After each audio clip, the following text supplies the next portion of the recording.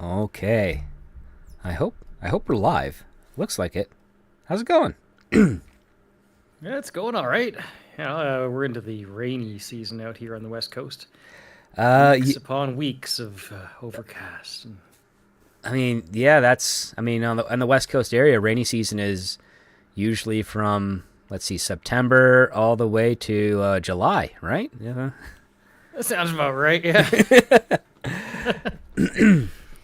Yeah, it's, Yeah, it's already started to come over here in my area. Like, we had snow last week, and then we got a warm front in, so now it's all rain.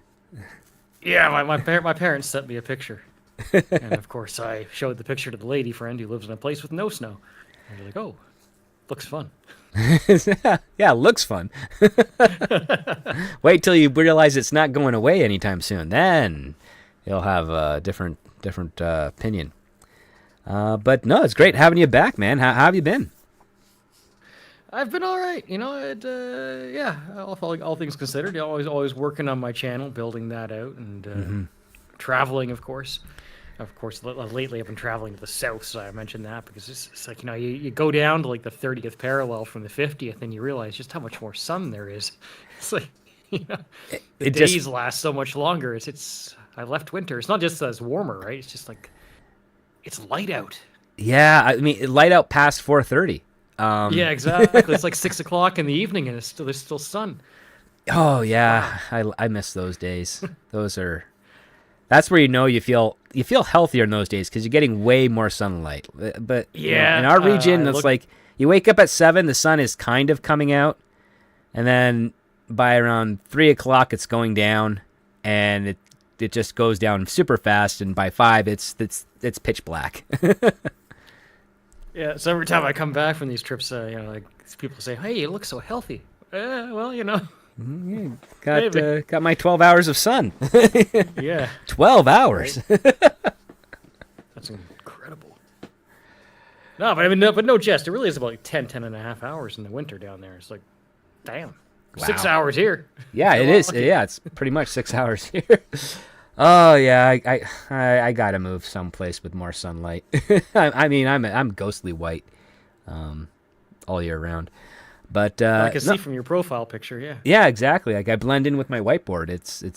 Crazy. But I'm happy to have you back, especially for this script because, well, one thing that Canadians are pretty good at is identifying comedy, and this week's script is an attempt at comedy, and we're gonna get into that. Sounds like we're coming in 5 by 5, so thanks you out there for confirming. For you, Darren M, thank you so much. Excuse me. Yeah, like I'm almost over this cough. I think, knock on wood. It's been 4 months. And Yeah, I've heard that from others. It seems to be going around. So yeah, it's we'll see. yeah, it's so far I'm no longer coughing up a lung after, like, I have a snack, like if I eat a banana or a bagel or something. But yeah, now it's just every once in a while I'll have that. So hopefully that'll make for a much better show. Considering the last few ones I've been hacking up a lot, and I apologize to that. But yeah, let's let's get started. Welcome to Scripts on Saturdays, the only screenplay review show on the interwebs, discussing scripts both professional and amateur, circulating around Hollywood, giving you, the TV and movie-going audience, a behind-the-scenes and inside track on what writers are pushing and what producers are buying. I'm your host, the Script Doctor, and joining me this week is CC Karaoke. So happy to have you back, sir. Yeah, we're gonna talk a little comedy today. Yeah. With this week's script titled Onboarding. This placed 63rd in the 2024 blacklist with 10 votes and is written by Jackson Kellard. Cece, please share with us the log line for Onboarding. Sure.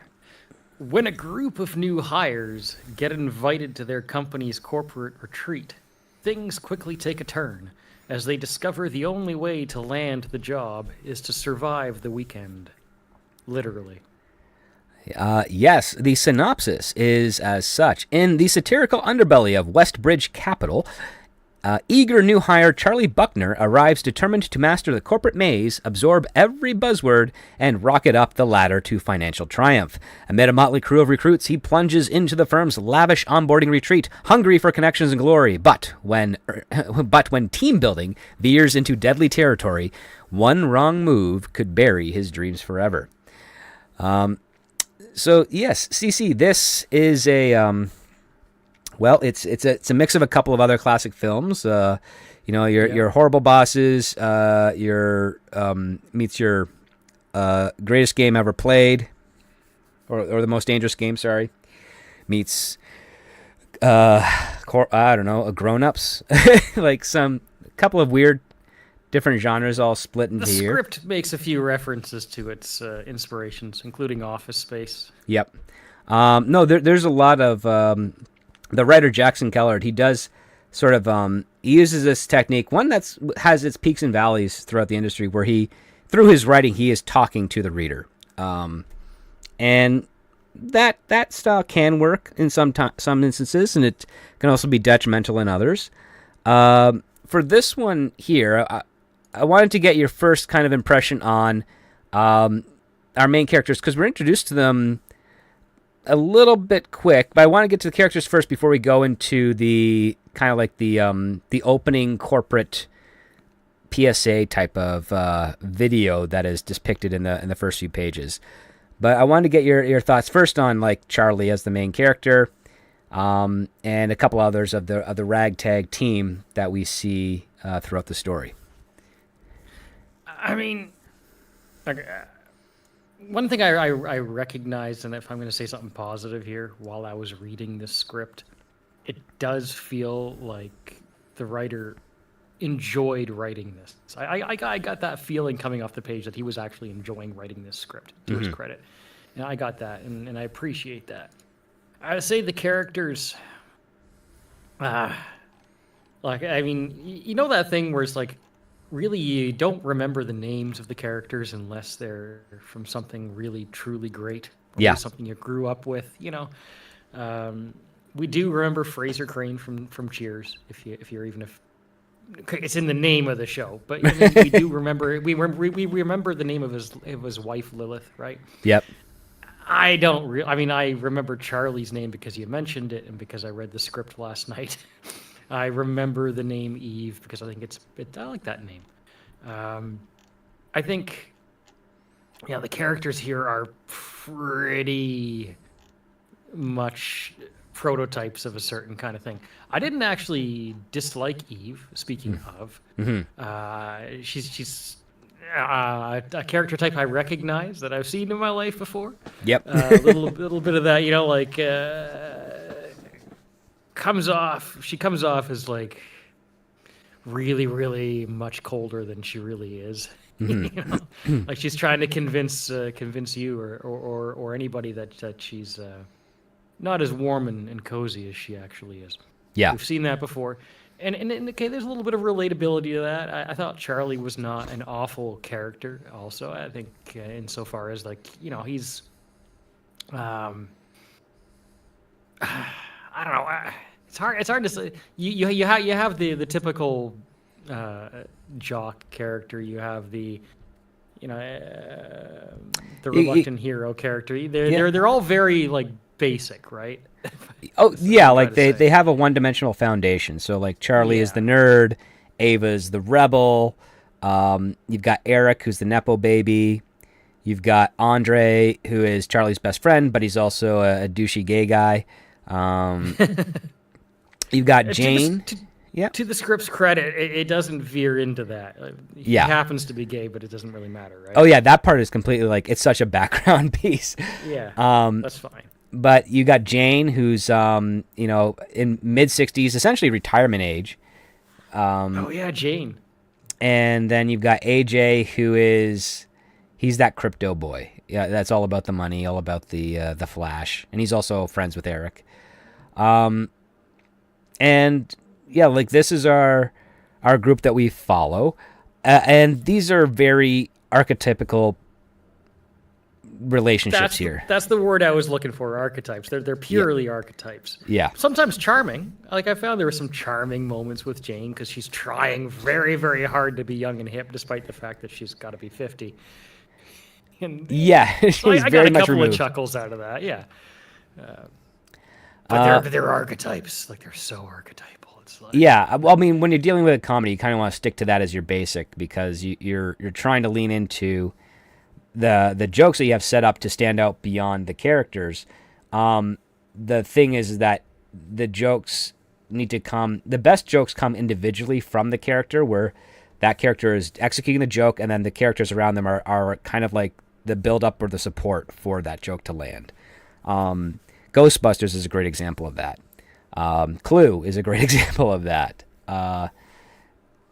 When you're dealing with an ensemble cast, you want to make sure that every character is contributing to the humor by giving the person that's executing the joke the focus or the stage to do so.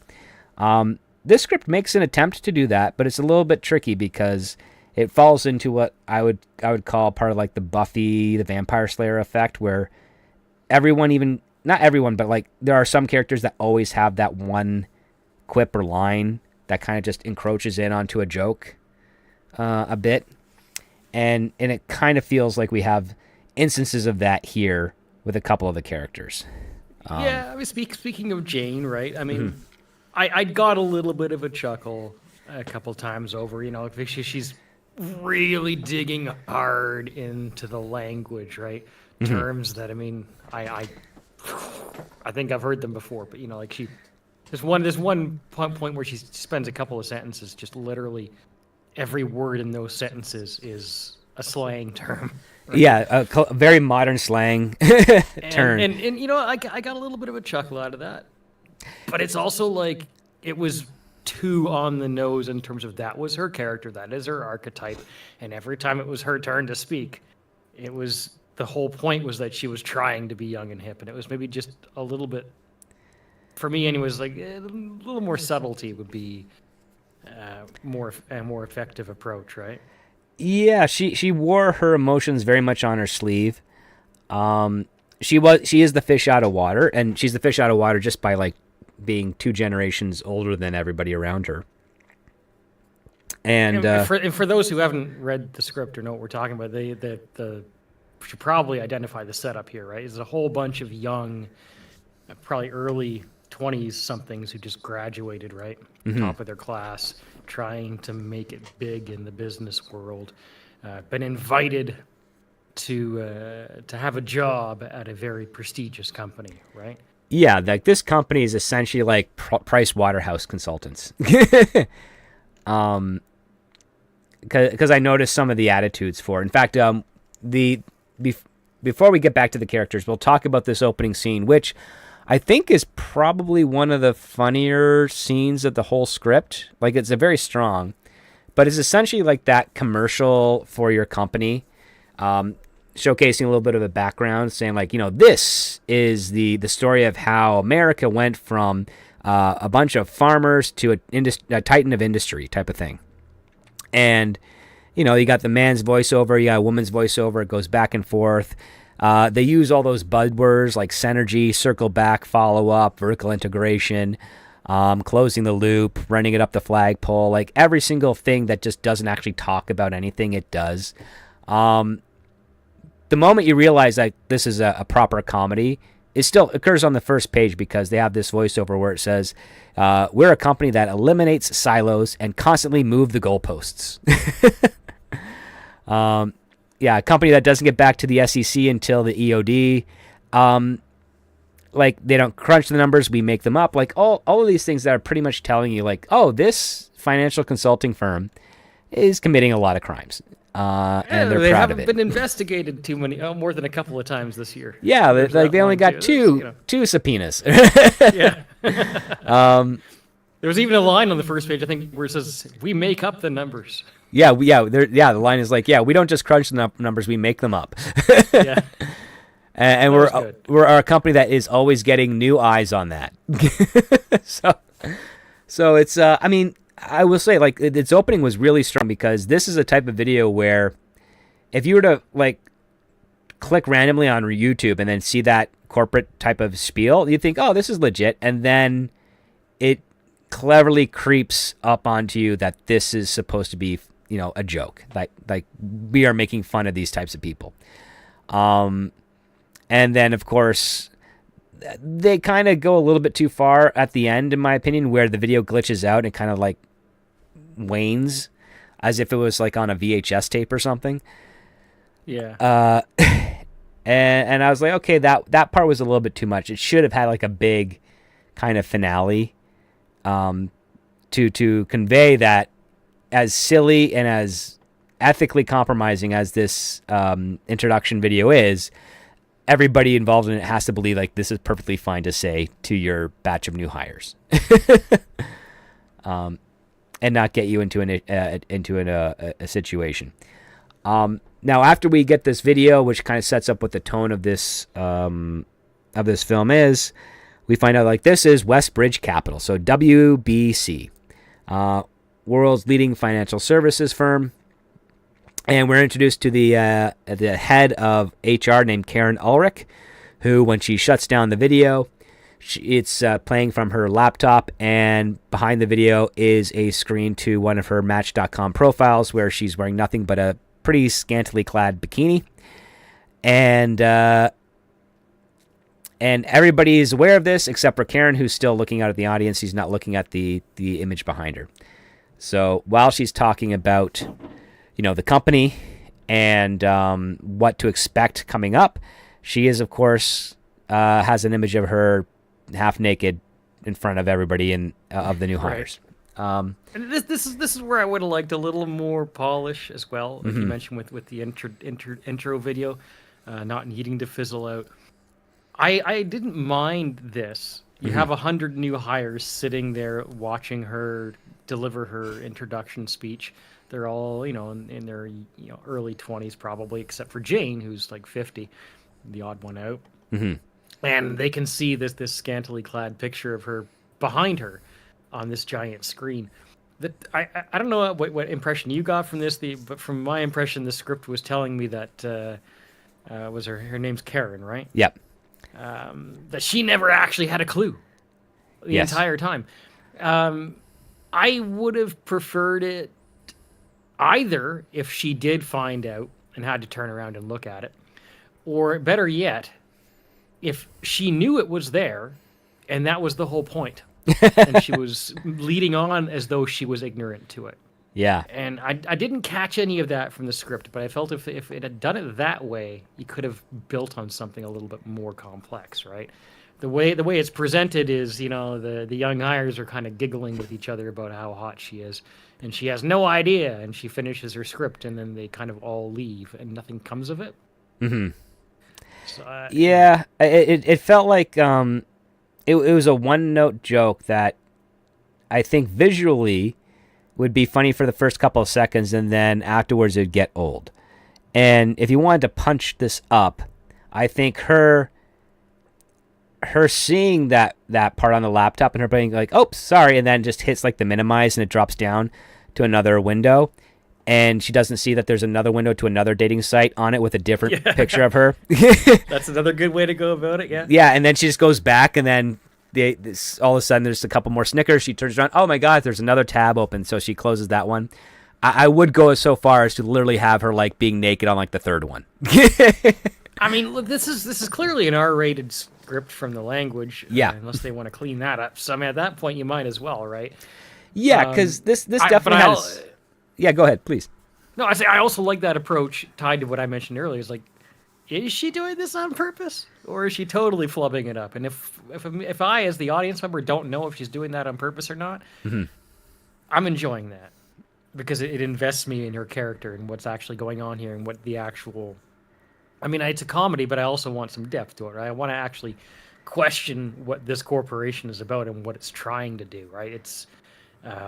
We find out a little further into the script what's going on, obviously to a degree, but I mean, I wouldn't mind guessing, right, as to what the intention is of the approach here, right? It's like if you, the script mentions office space, and it's kind of like when you're, what exactly is it that you do here, right? The interview, And even that scene, it's on the nose, but I mean, I'm kind of, is he going to get fired? Is he not going to get fired? What is he going to say? You know, Right. what are they trying to get an answer from him? I like to guess, you know, and I think there's an element that can be in comedy, but also a touch of drama in that. Well, yeah. Well, you're So, describing like the setup and the distraction. So like the setup is like, oh, yeah, this is the context. This person is going to be interviewed. The distraction is, will he or will he not be fired? And then you're waiting for the payoff, and it doesn't always come right yeah, away. It comes at the best moment.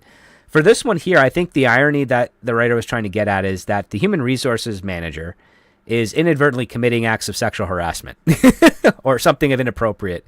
yeah. And there's a lot of yeah. that in this script. It's very, like Yeah. I said, it's very on the nose. I get it. Just take it up a notch. You know. Well, yeah, figure out if you're going to commit. Like that's the other part too. Like there's some parts where I feel like, okay, you get there, but you're not committed to it. And this definitely tries to incorporate a classic style of National Lampoon's tone. So like what you see in Vacation or a class reunion, a couple of those like, you know, late 70s, early 80s, excuse me, like contained comedies, Yeah.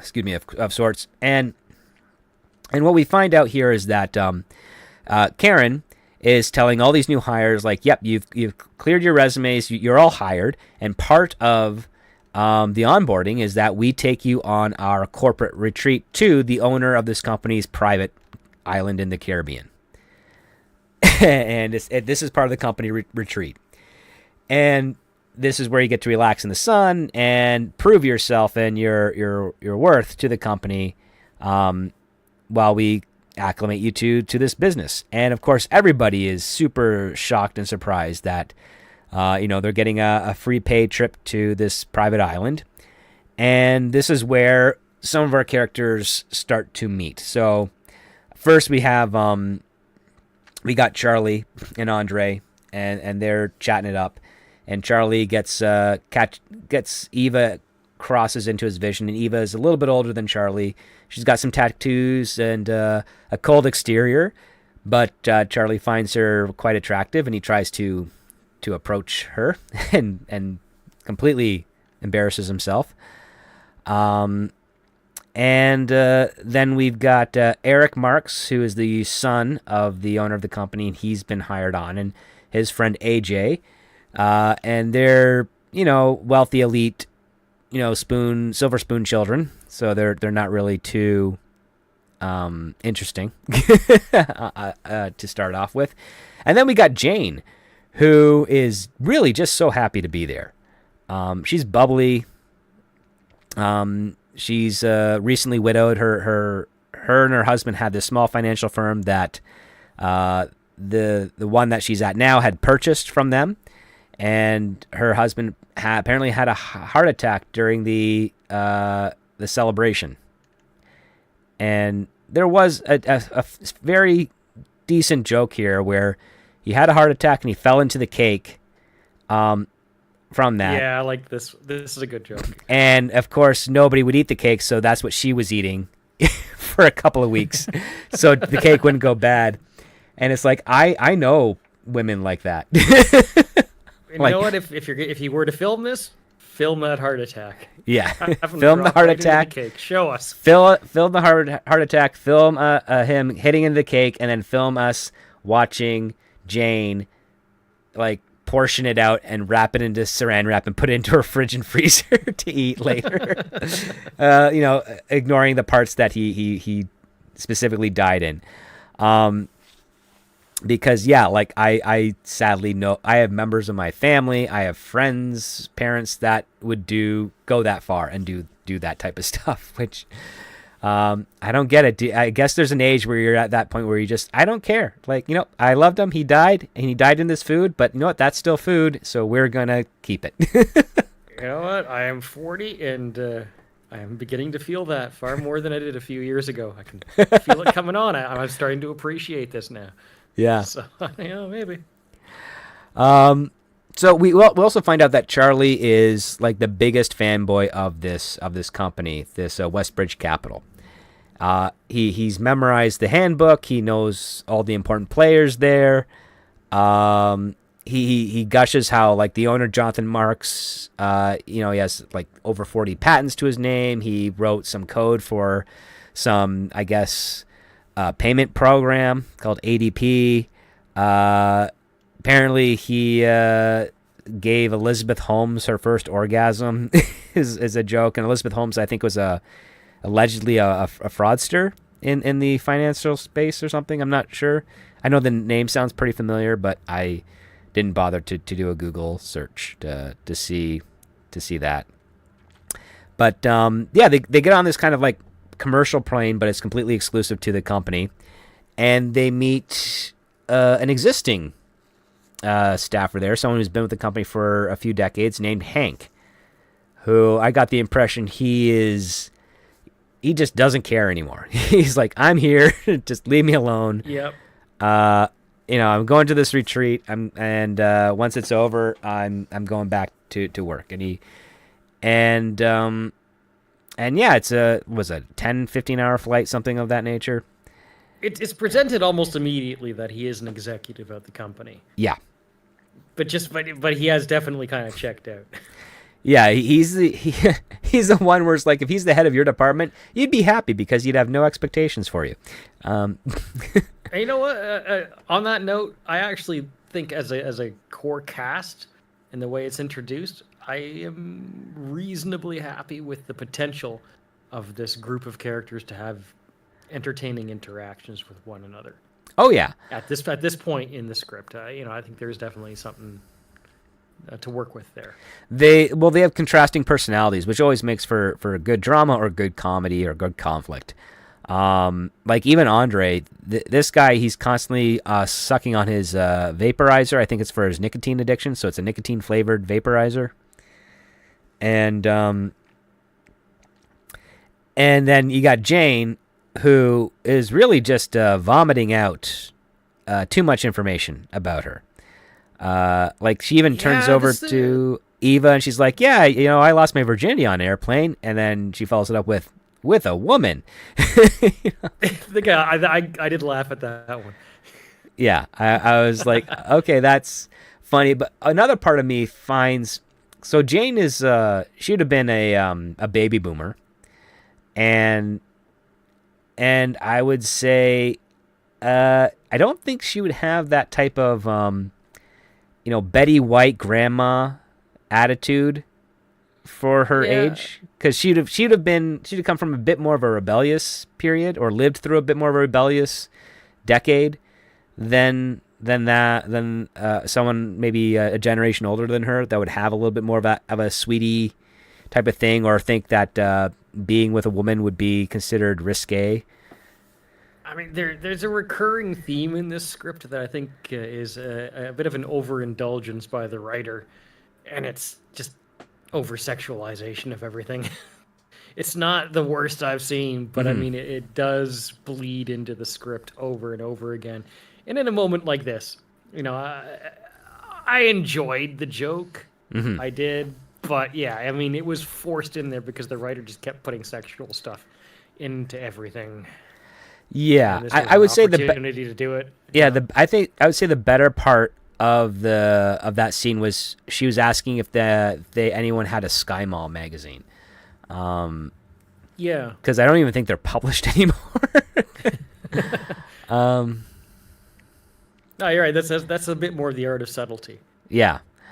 And then we do like a quick cut towards the end of the flight, and we find out that Charlie has been kind of staring at Ava the entire flight, and Andre is even telling Charlie like, "Hey, you gotta stop staring at her." And he's like, "No, I was barely staring at her." And then Hank, who he has had an eye cover on the entire time to sleep, just chimes in and says, "Yeah, you've been staring at her for a while." Like he's like, how does he know? He hasn't seen anything, but apparently feels the creepiness in the cabin of the airplane.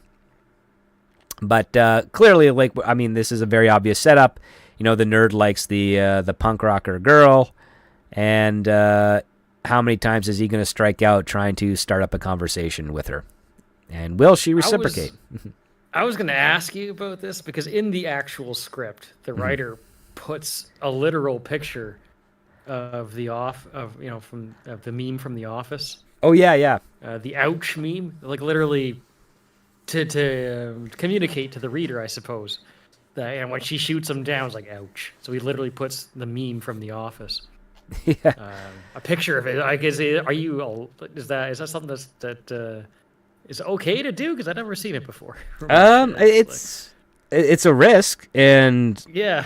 I mean, if your average reader, which usually would be the case, is between 19 and 25, they're in the right spot where they would be fine to get that. But Yeah. that comes with the fact that there's been a lax in discipline for the younger generation, anyways, when it comes to like screening works.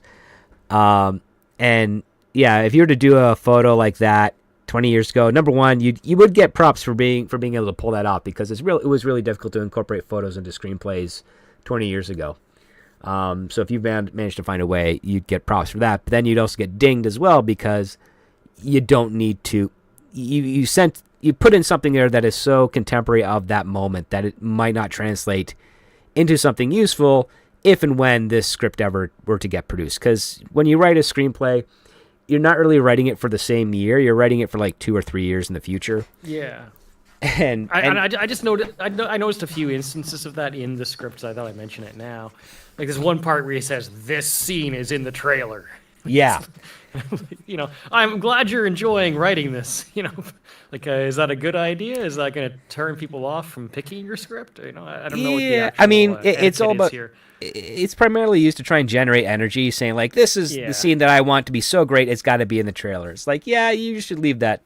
I mean, normally I'd say leave that to marketing, but marketing's pretty horrible these days. Fair.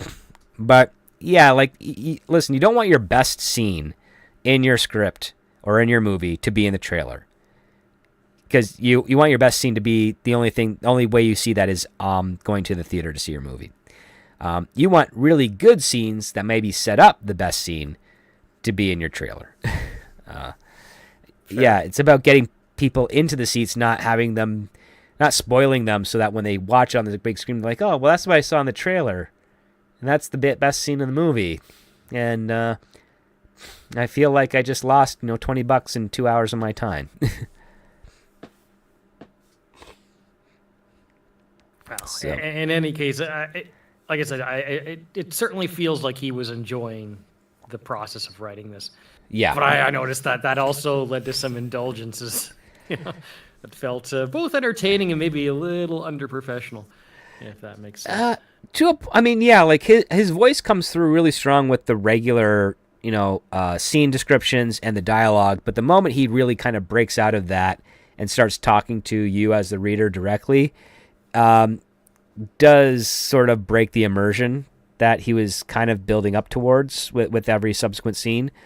So yeah, that it reminds me of Max Landis used to do that.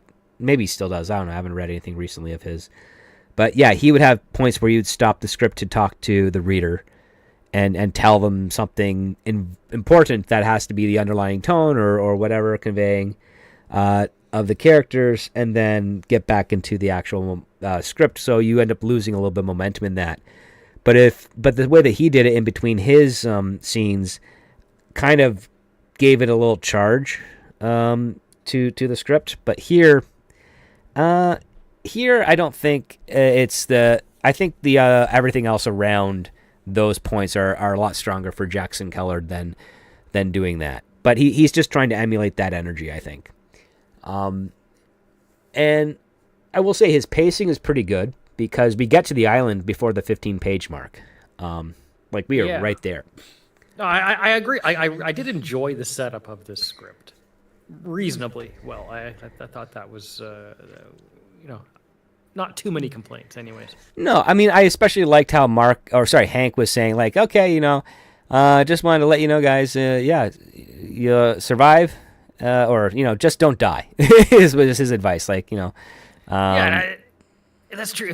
I felt that also when I was reading. It was like, if you get the right actors, if you get the right casting, some of these lines that line needs to be delivered in a certain way. Yeah, I was getting like a sense of like Sam Rockwell for Hank. I can see. Yeah. Okay. Fair. Just someone Yeah. who could be a little crazy and extreme, but also like, yeah, you could buy him being this type of guy. He would definitely like probably wear. I mean, Hank is middle aged, but he's not considered like obese or anything. But he's probably got a pudge to him, and he's like receding hairline. That's or his hair has just decided to give up from being hair.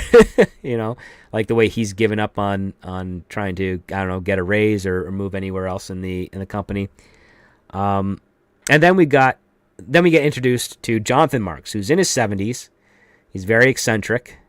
I kind of got a John Cleese vibe from him at first. And he's this guy that's he's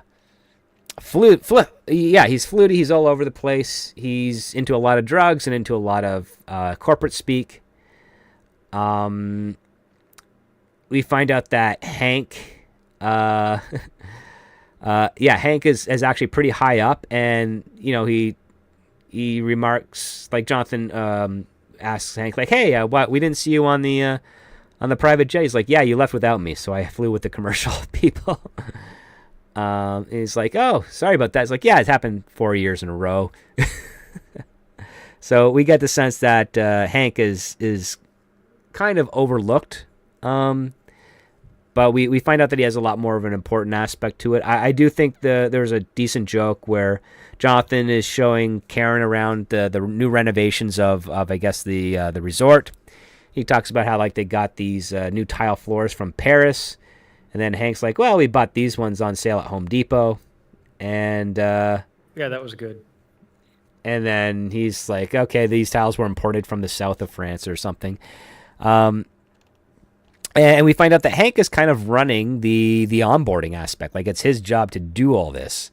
And he's put into this kind of control center room with television screens or computer screens from wall to wall. I'm assuming he's in like kind of a round desk that he can like go 360 to watch all the stuff.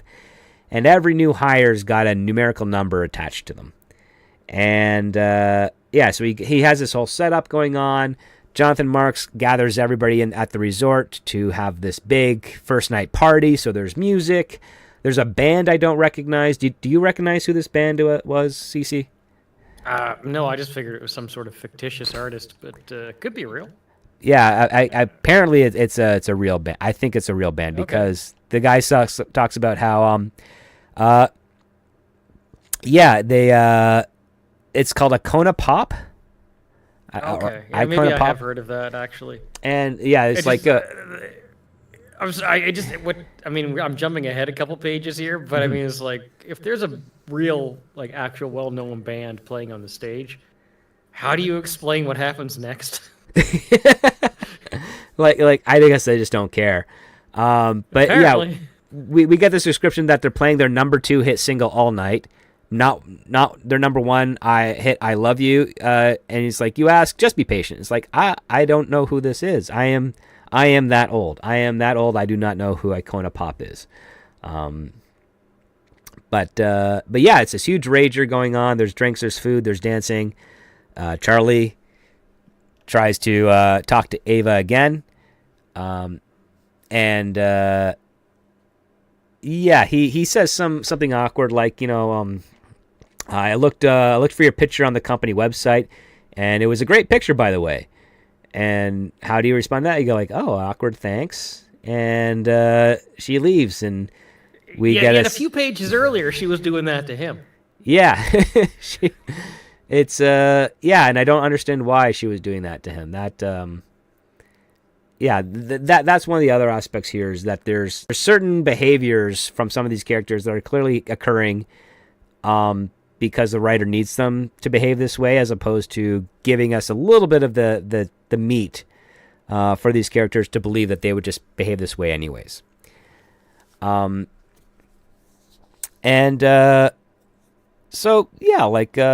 partying. We get a little bit of here and there stuff.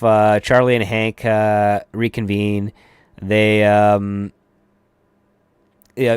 is just downing shots of alcohol, and that would play nicely on screen, especially if you got a kind of a Rockwell type actor in there who's just kind of sitting there, like, shot, Shot, straight shot, face, like, a little bit like, oh god, he he knows what's coming. Yeah, he knows what's coming. Yeah, the next week is going to be rough for him. And as everybody else is dancing around and having good fun, Charlie kind of passes out. Then Andre, his buddy, seeing his best friend pass out, rushes over to him, and before he can get there, he drops like a fly. And then one by one, all the new hires at this rave just pass out. And I thought that was pretty impressive because clearly they were drugged. And then on top of that, your bartenders have to make sure that only the new hires are getting the drugged alcohol with the sedative in it, and not any of the existing members of staff. There's a few things that aren't necessarily explained. Right. But I mean, this is the biggest financial firm in the country, so it clearly has enough money to pay and make sure that everything is as it should be.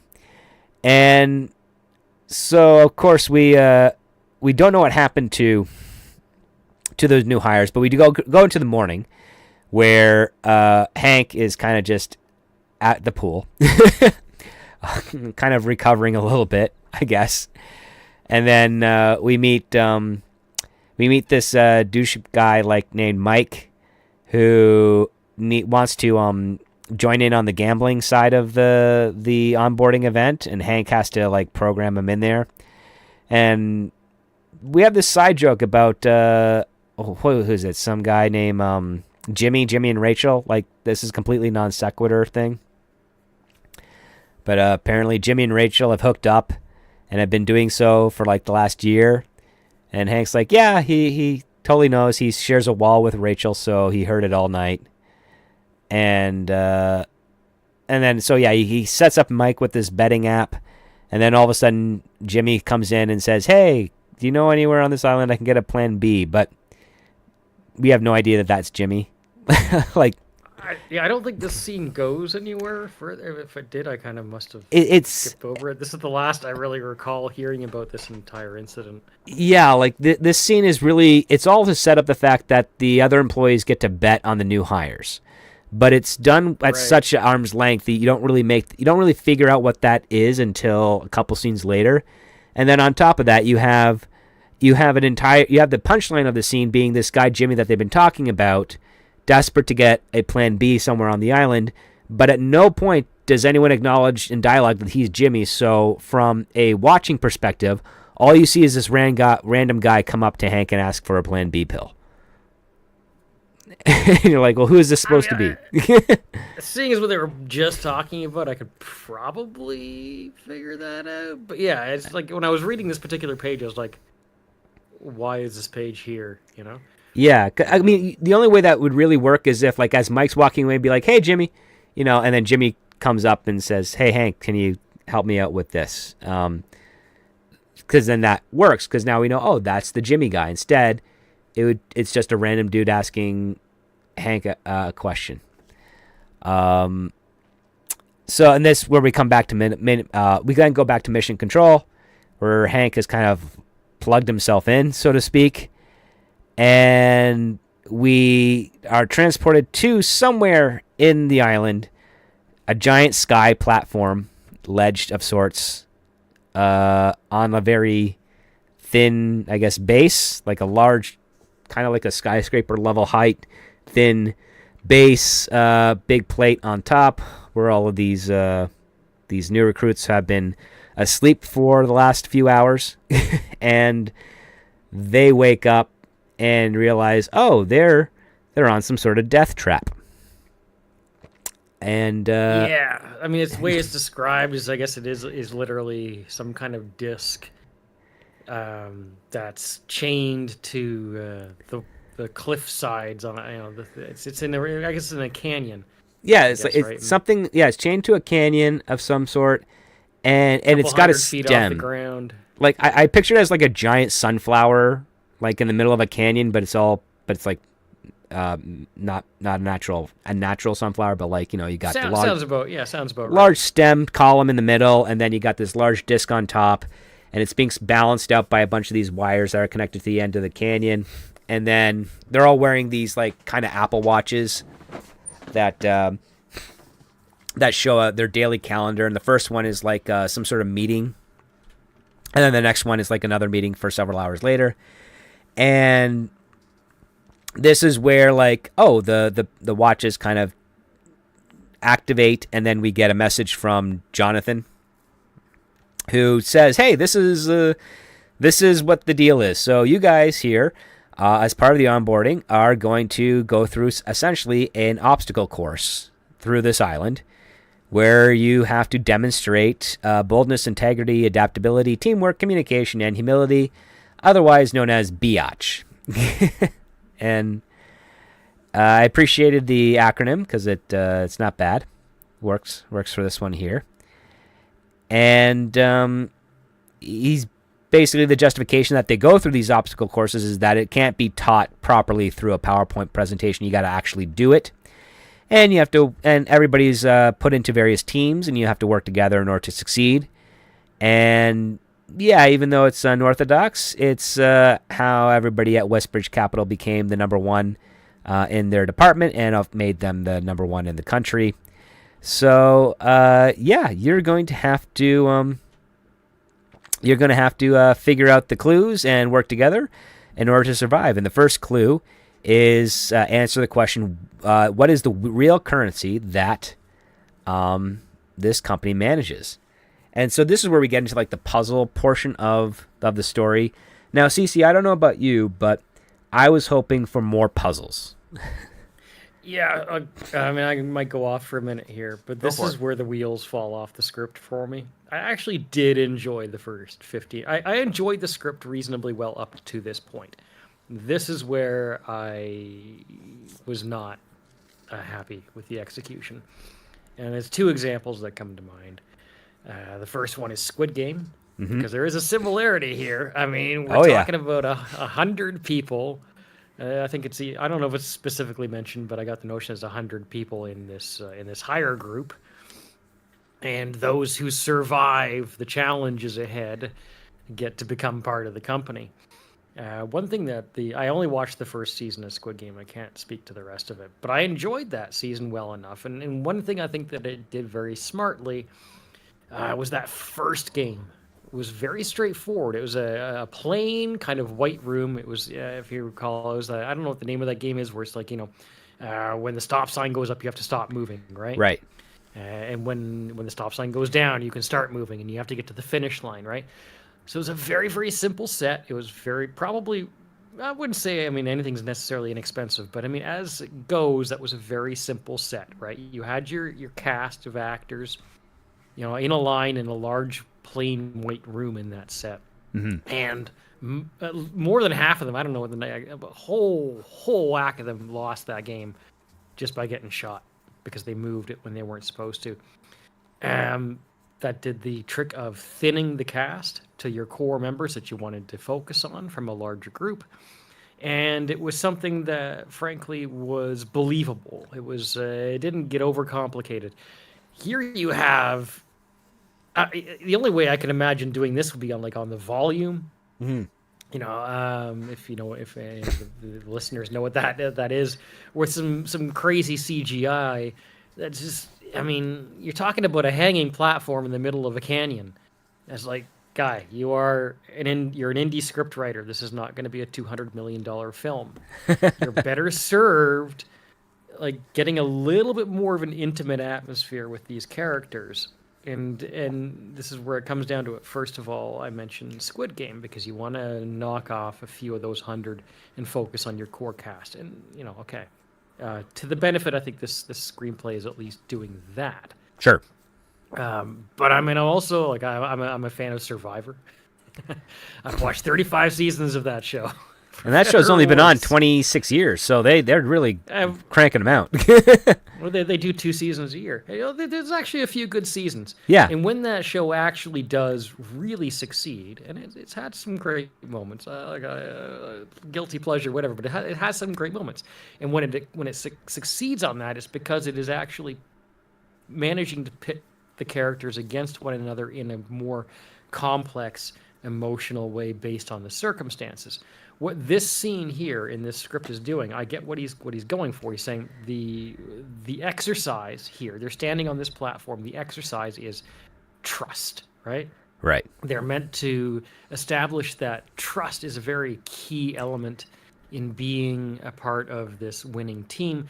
So in order for them to not die, they need to all stand together at the edge of the platform in balance so that the platform doesn't fall over and kill them all. And they need to bungee jump off the edge of the platform all at the same time. Okay, I mean, I get what he's going for there, but I mean, I would have appreciated something, and this goes for the puzzles that follow. I feel like the puzzles, we can get into the next one is a lava trap. You know, the lava's filling the room. I like that in Star Wars where the walls are closing in. Yeah. You know, on that junk room, and it's like they're. The great thing about that scene in Star Wars, right, is the walls are closing in and they're fighting each other. Right? They're arguing how to get out. Yeah. Exactly, and it's a wonderfully written scene, and I think I just would have liked a little bit more of that here, in terms of seeing the characters actually, you know, conflict with one another in a more intimate setting. There's a lot you could have done with this for a much smaller budget than whatever this spectacular set is in something like an escape room, right? I would have had them wake up in an escape room. Honestly, like, remember, you know, if anybody listening has not seen the movie Cube, Cube is great. Cube is an absolutely fantastic movie, and if you haven't seen it, you should watch it. It's kind of a similar. I am a little bit of a sucker for these kinds of things, which is why I would have hoped to really enjoy this.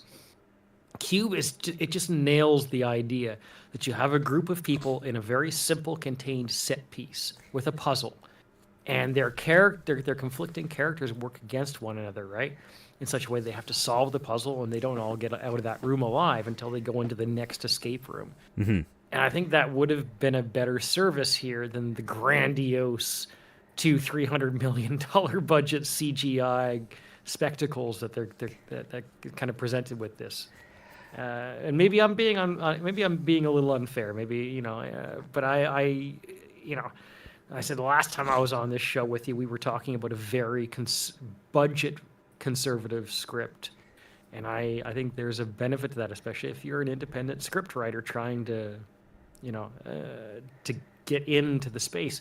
You don't want to write a script that's going to cost you $100-200 million. And especially in this kind of story and what he's going for, there's no need for it, you know? Especially since one of the key set pieces of this entire story is the retreat as a hotel. Yeah. So why not set it in the hotel, you know? And the benefit of setting it in the hotel is you familiarize your viewers with the hotel as a set piece. It becomes a character in the film. And we haven't gotten further into the script yet, but I mean, as the script goes on, the hotel is the set piece. Yeah. It's not so much the jungle. It's literally the hotel is your grand set piece. So let's focus on that. It's cheaper, and you can do a lot with it. You can set these puzzles in hotel rooms, you know? Oh, I mean, yeah, absolutely. Like, to your point, when you're writing, if you're looking to try and break in with something plausible, you want to be a little budget conscious. If you have a grandiose idea, you don't have to worry about budget because it's just you're just using the script to kind of showcase that you can write and that you can write a big set piece. These types of scripts always fall somewhere in between. I feel because it's a comedy and because it is trying to, you know, feel like a vibe of other films like Office Space or National Lampoon's Vacation. He's trying to push this to be a script that you want to make. I mean, he even mentions like this is the trailer shot. So there's a bit more of a commitment there where he's like, this deserves to be made. And I would say I have no problem with this puzzle. I just think it's a bit too big too early. And unfortunately, like we only get 2 puzzles. We get this one and then we get one more. And yeah, so the movie or the script just takes a complete left turn after that. Yeah, it does. Which I will say, it's surprising and very logical, but I don't know. There's just something a little. It feels like it chews up too much real estate for the script. But yeah, we have this first puzzle here, which is the most important currency that the financial firm has is trust, and I think that has there's a room for a joke. There are many levels that could have been played out, and they didn't focus. The writer did not really provide any of that. He kind of left it a little bit more on the high stakes urgency side of things, which is okay, but Yeah. you kind of want. I mean, in these situations, especially with a ragtag group of people, the most conflict you can inject into a scene, the better, especially when you have an instantly high stake presented, which is like their lives. But yeah, I mean, the way they solved it, it was fine. I thought Yeah, Jane was good in this part. even if you keep this particular set piece, Mm-hmm. I would have liked to have seen them standing. Maybe you get them all to stand in their appropriate positions so they're keeping a balance. And then you can spend a couple of pages having them fight with one another. And the balance is like, the tension is created by they're going to screw up. Somebody's going to screw up their fight, and somebody steps forward because they're angry at the other person, and it shifts the balance of the beam, right? Every You time could they work with that. move, it shifts the beam, and they're like, "Oh, got to get back." But the way it plays out, there isn't really a conflict. Right. They discover what the puzzle is. They tie themselves to the bungee cords and they successfully jump. Well, they successfully jump after Jane slips and trips off, and then they're like, "Oh, we all got to Yeah. jump." and So that's funny, but I mean, Yeah. I would have appreciated a little more, like, well, a little bit more conflict, a little bit more debate or argument would have been fun.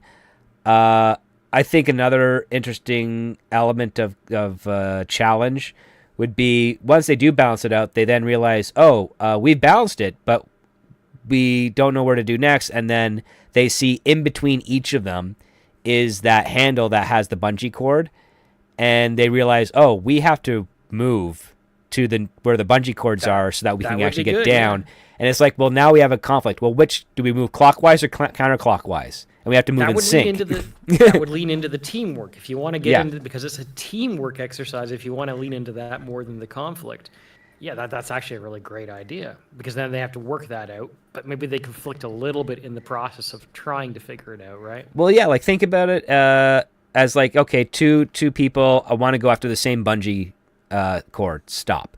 So now they're concentrating their weight in one position as opposed to balancing it out. So they're like, I'm going to grab this one to my left. So like, no, I'm closer to it. I'll grab it to the left. No, you go to the right. I don't want to go to the right. And then you have that fight.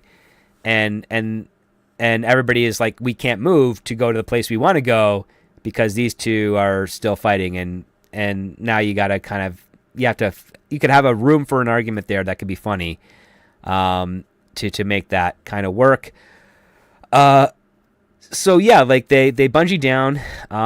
They don't do it properly. Some of them are able to release the bungees and they land on the ground safely. Others not so much. I think Charlie passes out, and Ava decides to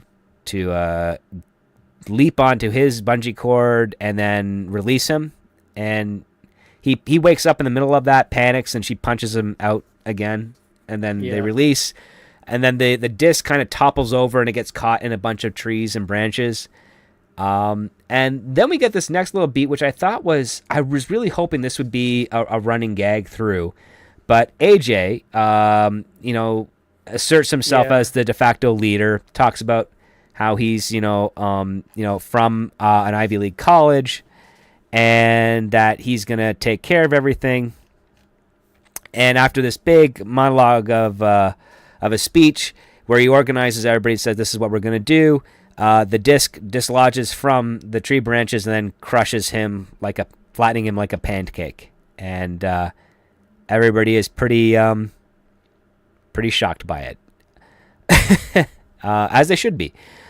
And I was like hoping, okay, so we killed off one of the characters. Are we going to see puzzles where the remaining 5, one of them is going to die? Is it going to be Eric? Is it going to be Jane? Is it going to be Andre? It's not going to be Charlie or Ava. We know that. there's been too much focus on those characters, but it could be any of the others. Yeah, and I should mention again for anybody who hasn't read the script, one of what they do here is there is like 100 people, right? Yeah. But what they do is they create there's different groups. The 100 people are split into numerous different groups. So this group that ends up on the platform is not all 100 people. It's maybe a dozen, right? Yeah, and this it's like broken up in groups of like 5, 6s, and 8s. Yeah.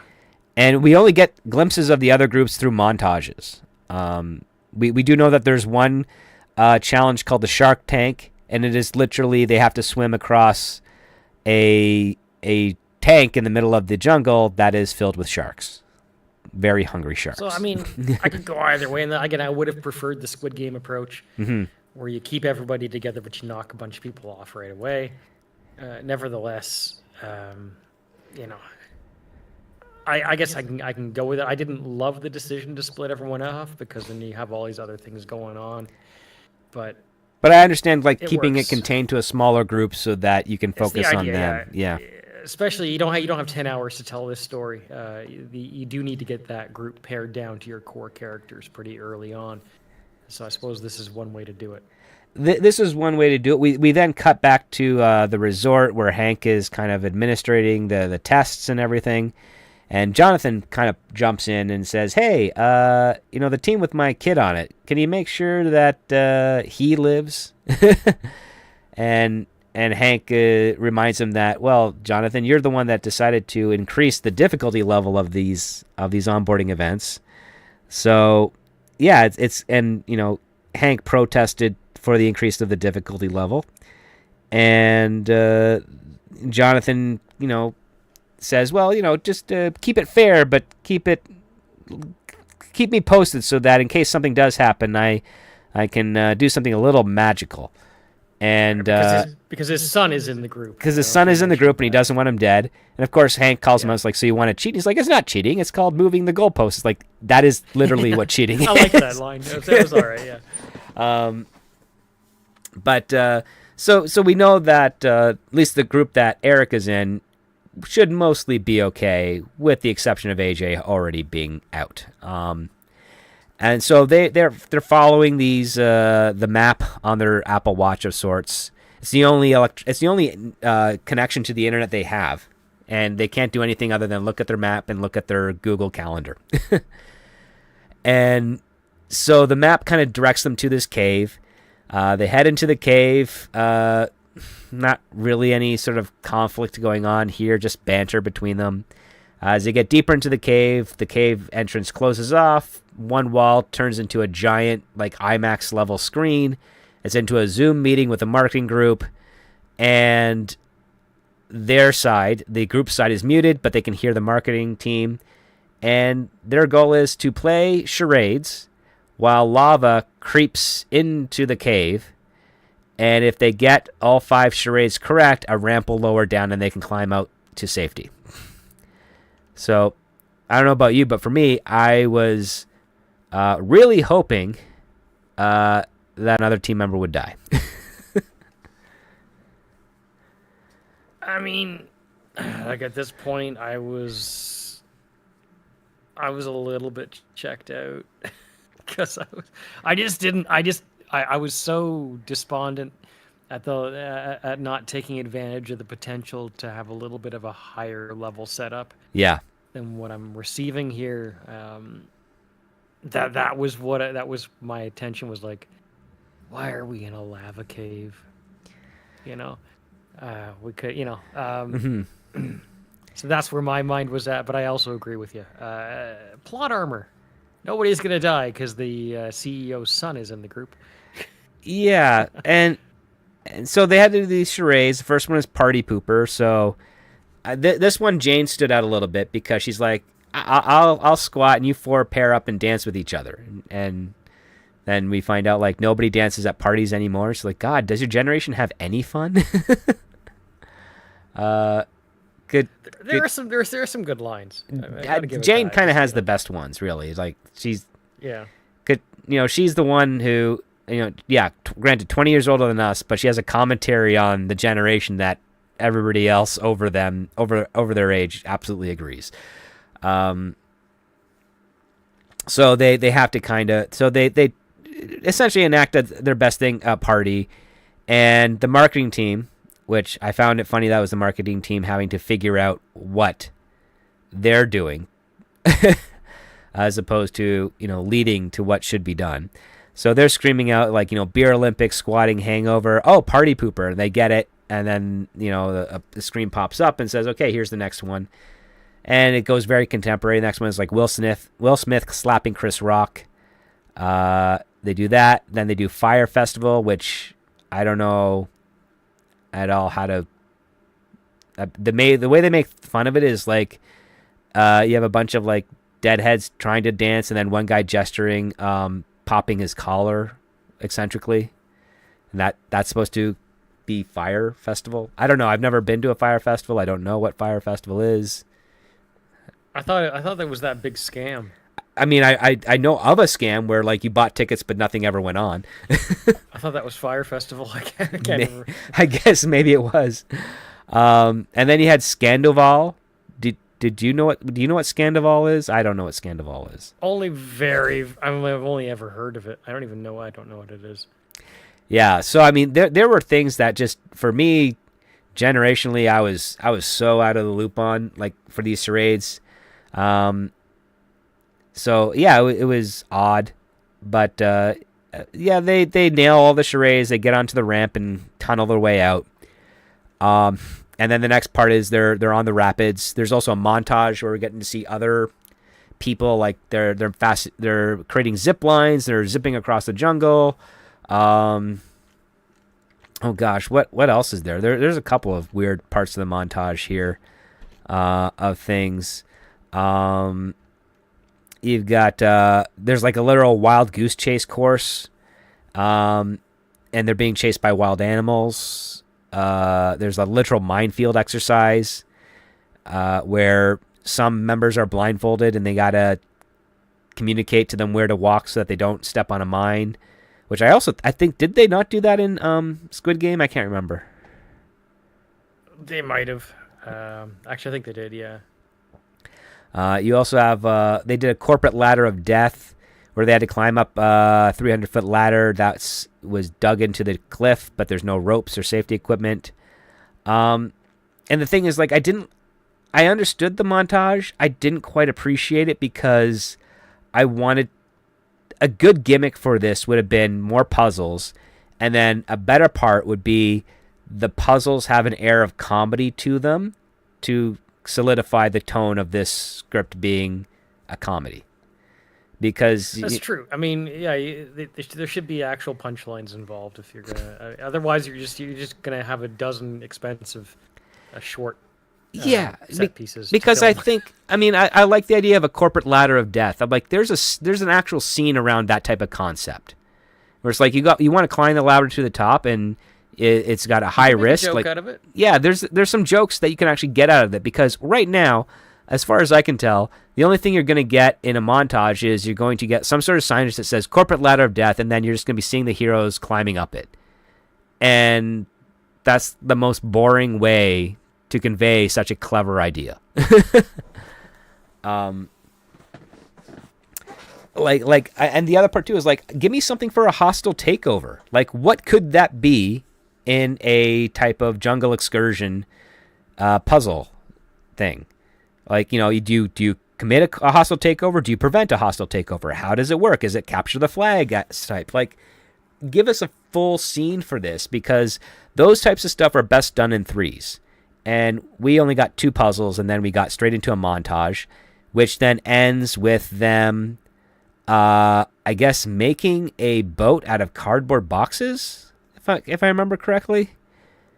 Yeah, I mean, I think I would have appreciated some focus on this whole deal. I mean, I like the scenes where you have mission control, and they're betting on who's going to live and who's going to die, and right. That's fine. That's very much Cabin in the Woods. Yeah. Yeah. So that's fine. But yeah, I mean, I would have appreciated a little bit more focus. I mean, and what you're kind of getting at with the hostile takeover, well, if everyone's split into teams, and you got 10 teams on this island, why not have some conflict between the teams? Yeah. You Pit them know, against each other. we see them briefly in this montage. We understand that they are going through their own challenges, but nobody ever interacts with one another. They're just kind of on their own journeys, right? Yeah. And that's the other part too. It's like it should be one part is to survive, the other part is to be number one, because if you're number one, you're going to get this job class level, and it comes with this extra amenities, and then everybody else has to kind of work the harder way up, so to speak. They set that up. They set that up too earlier in the script. Hank is a level 8. So clearly there's a bit of a pyramid scheme here. There are levels. And there's something to be said about that. It's like, well, you could play into it. Yeah, you use those if you more. don't accomplish this, you'll never get past this level, Oh yeah, exactly. It's like this is how it works. Like every task every puzzle you complete increases your job class level of where you're going to start. And that each job class comes with pay and extra amenities. And if you survive whatever job class level you're at, that's where you'll be. Sure. And if you win at the top, then you're like C-suite level almost. And if you want to incorporate technology into that, then have them have access to what their scores are. Yeah. And have that be a point of conflict, because they're supposed to work together, and they have to work together to beat the other teams. But they're also against each other to have a higher score than one another, which is part of Ava's character, right? Because she wants to climb over anybody and everything to reach the top. So that could be something that plays into her character. Oh, absolutely. What will she do against her own team and their well-being to get the higher score? Yeah, because if you have your individual scores and then the sum of their scores puts them into another tier, and you have one person that's like not making as many points as needed to, and it's lowering their chances of being number one overall, and then of course lowering Ava's chance of being number one out of everybody. That's a good point. That's so if somebody's struggling, extra conflict. Do you maybe kill them off? Yeah. Do we kill them off, or do we abandon them and or vote them out of the team, or whatever it is, right? Or yeah, I mean, those would be some interesting aspects to do. I mentioned I've seen 35 seasons of Survivor, and sometimes when they really execute on those storylines, whether it's pre-written or not, regardless, that's a common theme, right? It's like, well, this is the weak member of the team. Yeah. And sometimes when things don't go well, it's like the weak members of the team get to the end because you got to carry the weak member to the end. But it's like, who do you take with you, right? Exactly. I think there's a lot of potential there, which I don't think is ever really explored here, unfortunately. No, it does. It goes pretty quickly, because once we get into this, they're making the boats type of thing. So they make this crappy, pitiful cardboard boat. And they're on a calm river, and then it, of course, turns into rapids. And Ava, we find out from her that, she got sent to a lot of, like, rehabilitation camps of sorts and learned some wilderness skills as a result of that. We don't know the details as to why she was sent away. Never is revealed, just that she has been, which is why she's got a little bit of a tough exterior and a chip on her shoulder. And then we find out for Charlie, the whole reason he's so obsessed with this company is because as a kid, his dad would be obsessed about this company, wanting to work there. And then one day his dad just disappears. And that's where Charlie decided that he was going to live the life his dad couldn't and not be a coward that ran away from his family. And that was his story that he told to Ava to try and sort of break the ice. And it kind of works a little bit. She starts talking to him more after that. It's fine enough, I suppose, as a bit of character development. Yeah. I didn't love it. I didn't hate it. I thought, I mean, yeah, it was a weird story. It's like, that's a weird thing for a kid to do. If anything, the kid would probably be resentful of that thing, where that goal, that desire to work there broke his father to the point where he left his family. He's like, I don't ever want to have anything to do with finance ever in my life. It would be more understandable. But I mean, I like the comic aspect of, I want to be better than my dad that left my family. So I'm going to achieve the dream he couldn't make for himself. Interesting. It kind of works. He tells a story to try and get Ava to open up, and she doesn't. She shuts him down. And now we're back on the rafting here. And of course, Ava has done some rafting before, so she leads the rafting. And I'm thinking to myself, how is a cardboard box surviving this? Like, it's a boat made out of cardboard. Yeah. That, I mean, unless they got some resin going on in there, that thing is deteriorating away pretty quickly. But yeah, they navigate through the rapids. Basically, Andre, Jane, and Eric manage to get off and get to shoreline before Charlie and Ava are kind of swept back in while they're on the boat. They can't paddle their way out. So Ava makes a joke about pushing the envelope, and they decide to just keep on paddling in the flow of the rapids, which, of course, leads them to the edge of a waterfall, and they fall over. And Which is in the trailer. Which, I guess, is in the trailer, as suggested by the writer. And then Mark sees that their IDs kind of go from green to red, and he kind of, says, sorry, kid, for that part. And we also find out that because of the increased difficulty of this year's onboarding, they are losing a lot more potential employees that could be great than they ever expected, which means that the 100 people that they hired, hoping for at least I think 70% of them to make it to the end, they're going to be under by significantly, because almost a lot of people are not making it. So the difficulty is so hard that they're killing potentially really great employees, hurting the future of their own company. Oops. Yeah. I mean, I like, honestly, that's where if the intention is to have 70% of the people survive, I'm not sure that works for the context of the concept. Mm-hmm. Not quite enough stakes if you got a 7 in 10 chance of living. So I appreciate that it's harder and that more people are getting knocked off, but at the same time, it's like, again, it goes back to what you were saying before. Is like when in that lava cave, you're kind of hoping that not everybody survives.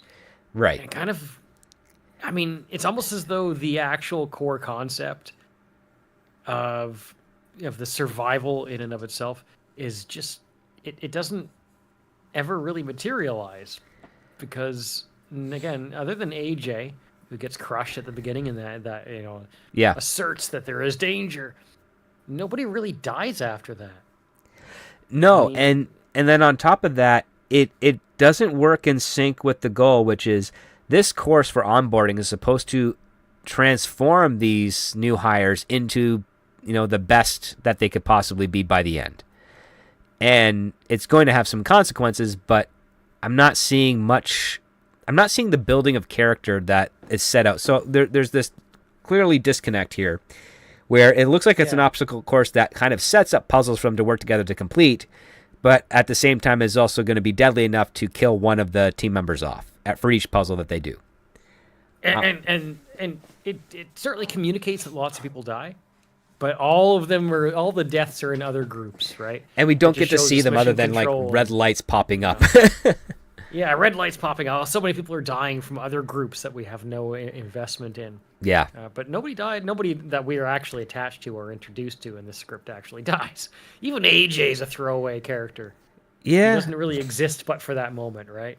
But for that moment, yeah. He's like Steve Coogan in Tropic Thunder, who plays the director who gets blown up in the first act.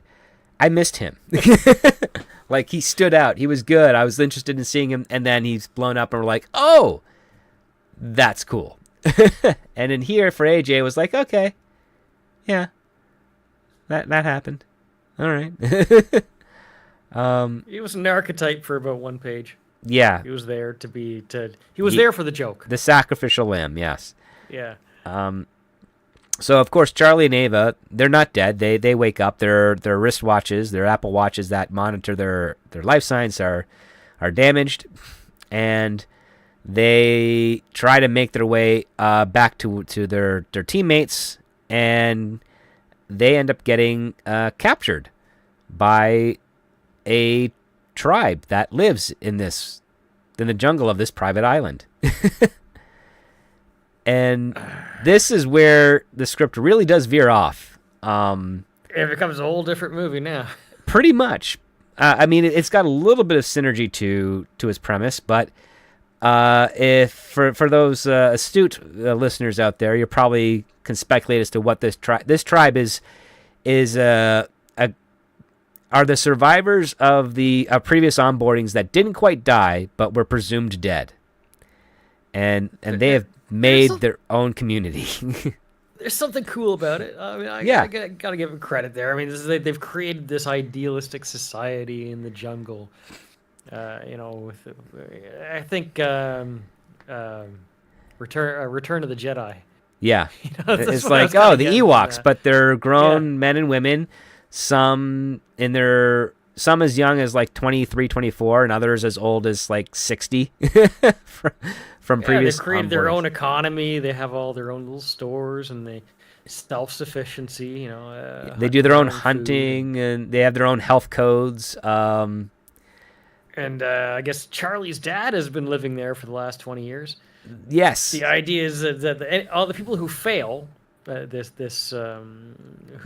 to get hired, they can't return to society because nobody can really. You can't have the news getting a hold of what's going on here.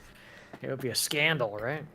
Pretty much. It's like for the company. I mean, everybody signs several non-disclosure agreements that they're not supposed to talk about what happens on this island, and then on top of that, their only reason their society exists is because Mr. Marks has no idea that they're living there. Like they've built, which I think is absolutely stupid. I mean, come on, it's his island. It's his private island. He's 20 years have gone by, and he has no idea there's this idealized society living in the jungle of all his failed hires.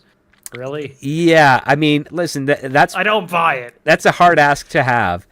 I do understand how it works, but like it's. I can buy them. Maybe I can buy them thinking that he doesn't know. Right. But he has to know. And as a viewer, I need to know that he knows. The idea that the 20 years have gone by with this whole civilization living on his private island and he has no idea is dumb. And I think maybe the writer's intention is that the CEO does know. I think that is inferred, but I don't think it's inferred well enough. I think he was trying to set it because Jonathan Marks is eccentric. He's on a lot of pills and drugs, and he always shifts away any requests or complaints that he just does not pay enough attention to what's going on.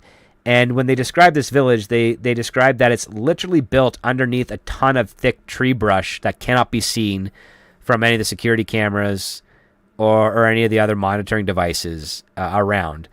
And the other part is that their entire society is formed by making sure that they don't get caught in the island where there is observation, where there's security, and where there's cameras and sensors. It's still really far-fetched, and it's comical for a different. Like it's supposed to be comical. It's like, oh, this is ridiculous. This is silly, ridiculous that they could do this, but it's more comical the fact that there has to be a level of incompetence within this amazing company where the owner can own a private island where he can't figure out that these people exist, and then this is the first time where he actually learns that there are people living on this island that he doesn't know who they are. There's definitely a joke there. Yeah. I don't think the script leans into it at all. But I agree with you. There's a joke that you could play out. It might be better in that sense if we were introduced to this society much earlier in the movie, and it could be a running joke. A good running joke. Just lean into it through. Yeah. Lean into it throughout the script that actually establish the incompetence, establish that this Jonathan Banks character, the CEO, is really missing what's right in front of his eyes every step of the way, right? Well, I mean, we do have that one joke where he goes into Hank's office and says, hey, it's musty in here. He's like, yeah, I asked for air conditioning. Oh, I'll get right on that. Yeah, I asked you 4 years ago for air conditioning. Yeah, it was all right. It was okay. Yeah. I will say a good way to kind of set this up and make it plausible is if there's a running joke that the island is secretly haunted. Like, things go missing, and they don't know why. And sometimes I can get with that, yeah. And sometimes, there's movements in bushes, and when they're to investigate, there's no trace of anything or anyone that had ever been there. So what caused them to move? And it was a still day. There was no wind. And then We've seen that before, but it's good. It's good for a reason. Actually. yeah, I like your idea. the other, yeah, it could be the one thing where like every year Hank says, "Listen, we really need to bring up and warn them of the ghosts going on in the island." It's like, no, it's self superstition. Like, dude, we like some of the people that have died, we couldn't find their bodies. Like, that's a big deal. And he's like, no, it's okay. I mean, these things type of happen. I mean, we just say, a terrible plane accident occurred and they lost at sea. That's why we don't have to give back the bodies. Or, heck, I'm smoking tons of cigars and cigarettes. If they need to we'll just do a fake cremation and I'll just ash out everything there. You're giving me Leslie Nielsen vibes. Which would work. It would work. I think this script, like you said, it wants to be a little bit of that, right? That National Lampoon's, that airplane. So you got to lean into it more. The other part too is you have to get really inventive with. I mean, especially with comedy. There's definitely a lot inventive. Yeah. There's a lot of room for low-hanging fruit jokes, but the ones that stand out are the ones that really kind of give you that really high surprise moment where you have achieved the ultimate goal, where you've got your audience laughing so hard that they cannot pay attention to what's in front of them anymore, and they're missing a portion of the movie. So, I mean, speaking of inventive, that's what I say. Is like, if you're going to have this secret society on the island, make them part of the entire movie. You don't have to introduce us to like actually entering the village and showing us the literal village in the trees, but make them part of the island the entire way through. Have them interact with the conflict, with the puzzles in some way. Because I mean, if they've been there for 20 years and they're aware there's a new group coming, wouldn't they be invested in that too?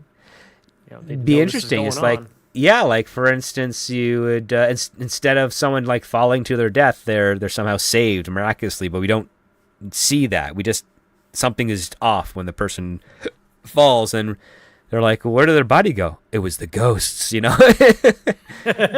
like Charlie would probably know about that because he's read. Yeah, there's always been this urban legend within the company that there's some secret sort of like haunting going on in their offices and across the world, across the country. And hey, this is a place that's owned by them. Maybe there's ghosts here too. And you find out like, that's the joke. It is inferred that this society.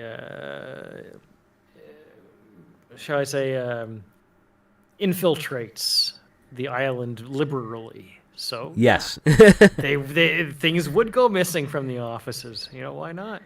And I mean, a funny their thing. Village could be full of this stuff. No, I mean, a funny thing would be like the hotel is always running short on toilet paper. Like they're constantly shipping it in. It's like we don't have enough people that come here all the time. It's like I don't know what to say, man. We stock up with enough toilet paper for everybody in this hotel for a full year, and every time we come back, every quarter we come back, we're missing 2/3 of it. That's good, yeah. Because that would be pretty funny there. Like of all the things that they have. In this society, the one thing they can't manufacture is toilet paper, so they got to steal that from the hotel resort. That's a fair point. They're cut off from the rest of the world, so right. You have to make do somehow. And of course, it's the best toilet paper in the world because Jonathan Marks has nothing but the best for himself and the people that stay at his hotel. That's so true. It's like everybody's like, we would go back, but we don't want to go back to regular toilet paper. This is a fair point. It's exactly his character, which again is an opportunity to lead into that. Jonathan is actually I like him as a character in the script. Again, just I would have liked a little bit more, if that makes sense. And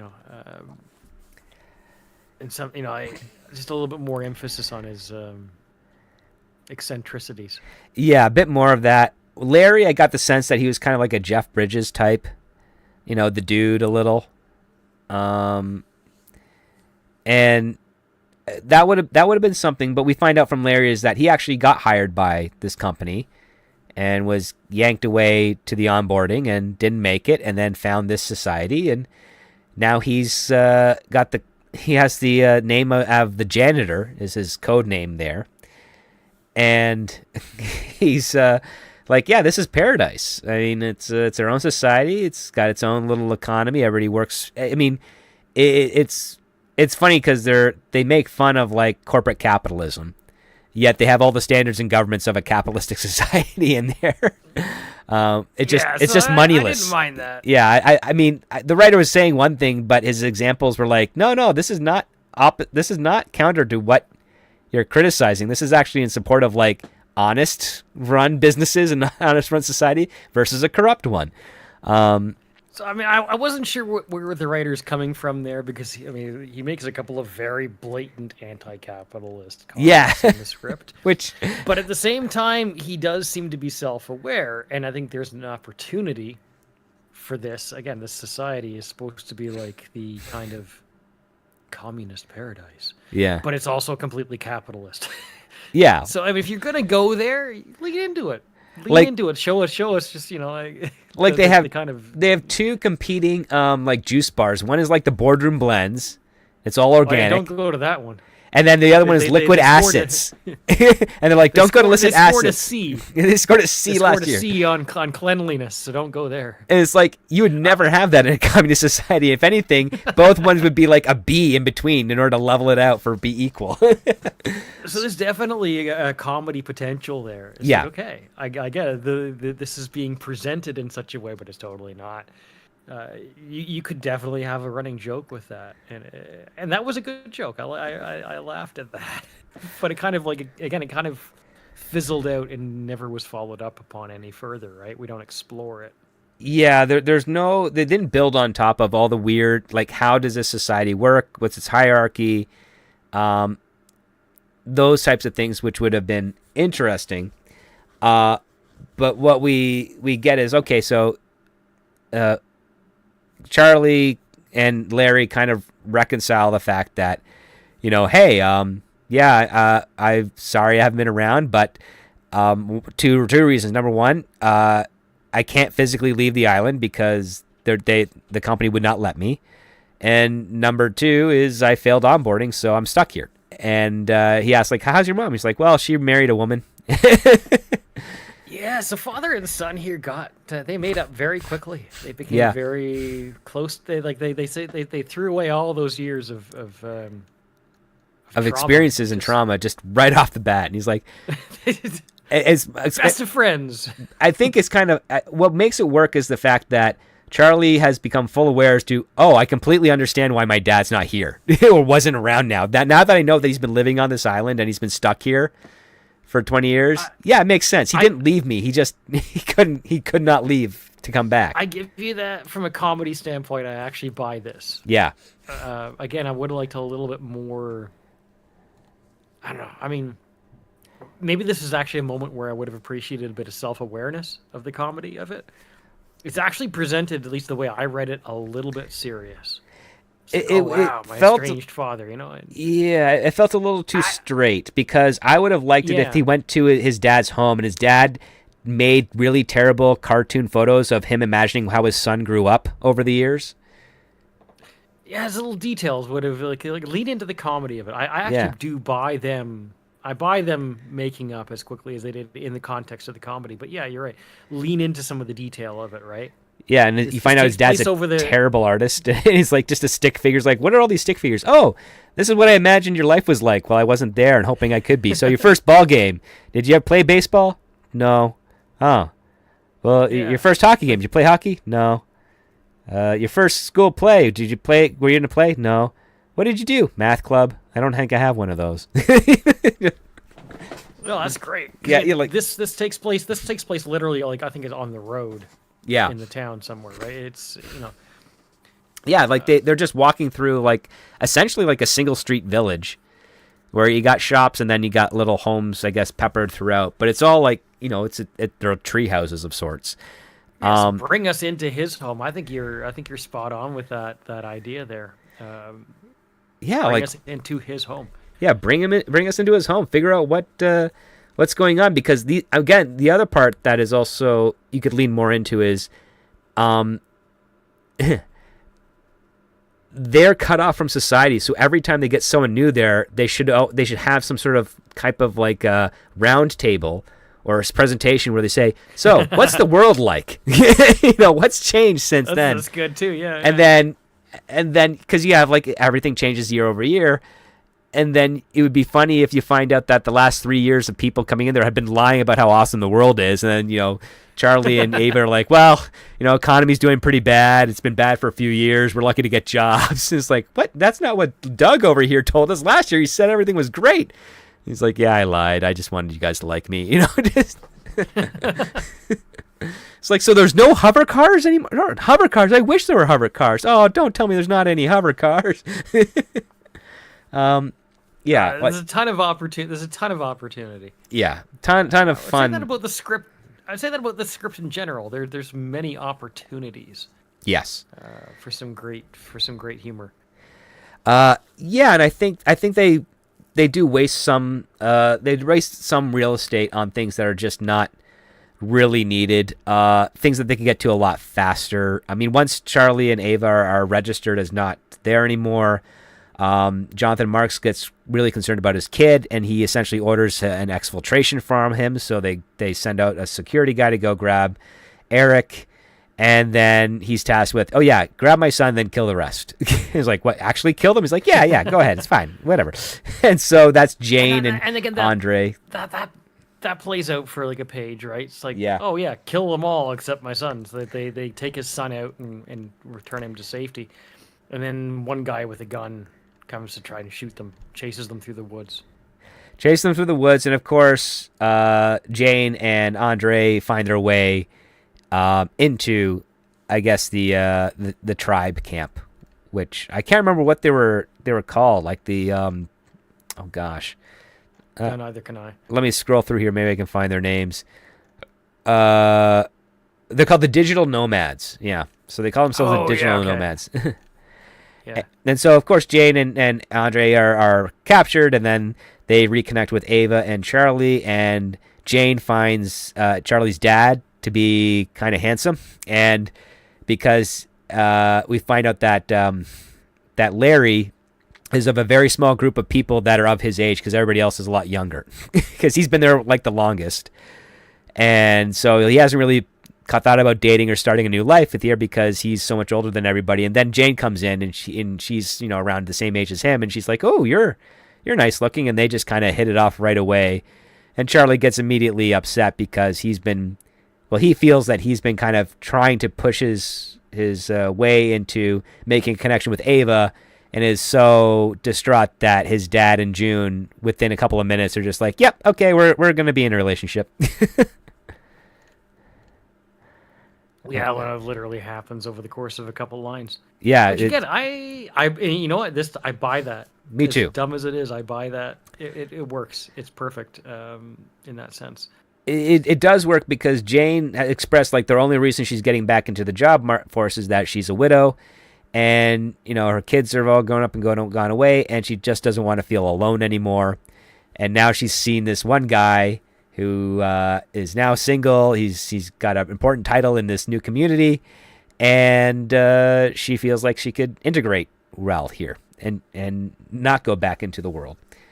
So now we've got, like, unfortunately, what I call like a grinding point. Like the story it's essentially stopped. Like they're no longer competing for the job anymore. They're now in this secret society on the island, and Charlie and Ava still kind of want the job, but they also want to go back home, and they're not understanding the fact that Larry, the dad, is saying you can't go back. Like, it's not happening. Like, you'd better just kind of settle down and enjoy what we made here because it's beautiful, it's paradise. But Charlie and Ava are like, well, no, we really don't want to spend our lives here. We want to go back. We care about the business and the job. And Larry's like, well, there's no way you can do it. There's too much security at the resort, and there's no way off. And Charlie's like, well, I got a plan. And him saying that feels like it comes out of nowhere, in my opinion. Because, again, we only got 2 puzzles.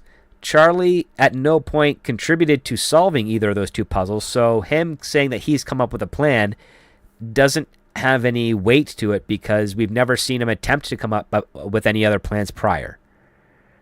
And nor has we seen him demonstrate anything of a clever attitude towards solving a problem to make us think we could believe that he could come up with a plan. We see that he memorized the handbook for the company and knows all the employees, but that knowledge is never utilized to the advantage of the group. There's a plot necessity here. Yeah. Right, where they are. It's communicated that they can never leave, but they want to leave. So there's only one actual solution, and that is to take down the company. Right. Effectively. And what's interesting is that as they're discussing this, Hank shows up, and we find out that Hank has known about this society here for since he's been programming this. Like he's essentially designed this island, designed the course, and monitors it. And he's like, yeah, I know you guys exist, and I can help you get into the hotel, but that's as far as I can really do. A little more setup to the punchline would have been good, because Hank, he definitely would know. Yeah. And Jonathan, I could buy that he wouldn't know. Yeah. So that part kind of works, and so Charlie says, well, I have a plan, and this is how we do it. And the whole idea is, well, Hank leaves one of the entrance hatches that connect tunnels all over across the island back to the resort for the digital nomads, Charlie and Hank and Jane and Andre and Larry to use. And they break in to the resort, make their way through the hotel that is surprisingly empty, eerily so, only to be ambushed by security. And, of course, Jonathan Marks decides to take Charlie and Ava with him and make examples of them while they have this other part where they're like, so put these digital nomads into the cellar with the Merlots, not the Pinot Noirs or whatever, like, one of the wine cellars with the cheap wine, essentially. Effectively, the final act of the movie is the assault on the hotel, right? Exactly. And when they get captured, it's like that's where we're going to cut off for spoilers, because what's going to happen to them? Do they get away? Do they get killed? Do they take over the company? You'll have to read the script to find out. And it's the last 20 pages of the script, really. For a comedy, it does stretch its time. It's 119 or 117. Yeah, 117 pages. 119 pages. Yeah, it's a 2-hour comedy. Which, in my opinion, is about 30 minutes too long for a comedy. An hour 45 is pushing it. But I think a good 90 minutes is your sweet spot that you want to hold on to there. And yeah, I would say it's got a decent effort, and I think the concept is really strong. I do like the concept a lot. I'm a sucker for the concept and to begin with, so I always enjoy this sort of thing. Yeah, because I think a nice survival thing, a play on onboarding, a play on the competition for the jobs. That could be pretty fun, but I would say, while the concept has the efforts for being funny, I think the execution and the jokes itself are a little wanting. It's not exactly hitting on all cylinders for me. I wanted a little bit more Charlie and Ava. I wanted more puzzles. I wanted more conflict. I want, this concept is so juicy. It's like I want much more of it, and the stuff that I got, I felt didn't live up to the potential of the concepts. That was for me. How about for you, CC? Let's assume that I give a pass to the writer for misspelling the word "there" on the second last page of the script, which should be a fatal error in and of itself. But let's give that a pass. Sure. I do love the concept. I love this stuff. I mentioned I watched Survivor. I enjoyed Squid Game. I love A Cube is one of my favorite movies. Yeah. I do love this stuff. It's just the execution that really it let me down.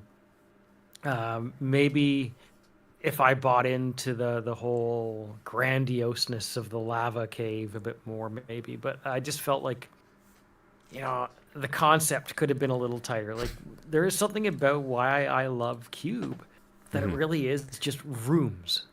It's a very basic set, and it focuses on the characters. And even in a comedy setup, I would have preferred the hotel to be the character rather than the jungle. And I just feel like there's a lot of, jokes that, again, like the platform falls on AJ. AJ shows up for half a page, and we never really follow up on that.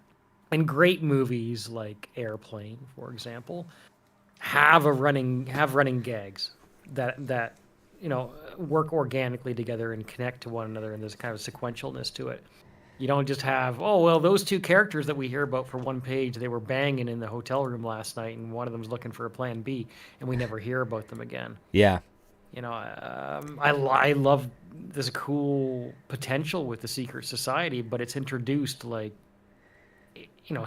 80 minutes into the film. We've never heard of it before, and it has no time to actually become part of the story, right? Right. Maybe in that sense, it's almost like, one thing that Squid Game had going for it was that it was 10 hours long. Yeah. At least the first season was. This is a 2-hour movie that, again, probably needs to be 90 or 100 minutes. So you have to kind of consider that too, right? When you're writing it.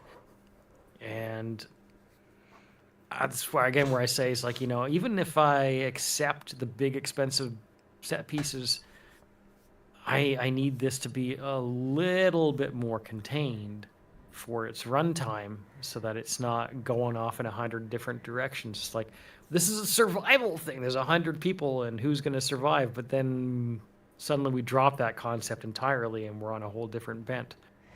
Yeah, and I think it should pull. I suggest the writer maybe go back and watch the movie Clue, because a number of characters are killed off in that. Some characters that are there for throughout most of the movie die at the end, and others kind of pop in and pop out. And I think for this type of thing, have a group of 6 and say, okay, these are the 3 that I'm going to sacrifice over the time. I'm going to make these 3 just as strong as the other 3.